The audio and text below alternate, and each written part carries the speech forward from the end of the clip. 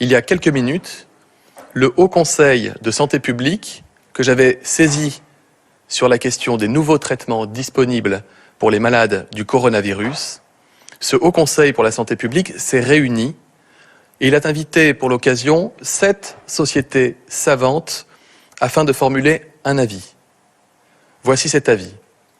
Premièrement, il incite les médecins à inclure le plus possible de malades dans les différents essais thérapeutiques en cours dans notre pays, car c'est le moyen le plus sûr de déterminer rapidement si un traitement est efficace ou s'il ne l'est pas.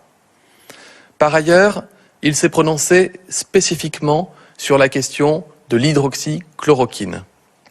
Le Haut Conseil recommande de ne pas utiliser ce traitement en l'absence de recommandations, à l'exception de formes graves, hospitalières, sur décision collégiale des médecins et sous surveillance médicale stricte.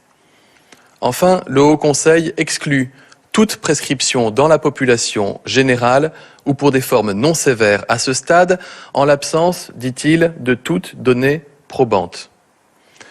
Suivant cet avis des scientifiques, je prendrai dans les prochaines heures un arrêté venant encadrer l'utilisation hors AMM, c'est-à-dire en dehors des autorisations classiques de commercialisation des médicaments, pour l'hydroxychloroquine, qui sera donc désormais accessible aux équipes médicales hospitalières qui le souhaitent dans les conditions prévues, je le rappelle, pour des malades hospitalisés avec des formes sévères sur décision collégiale des médecins. Faisons confiance à nos chercheurs, faisons confiance à nos médecins.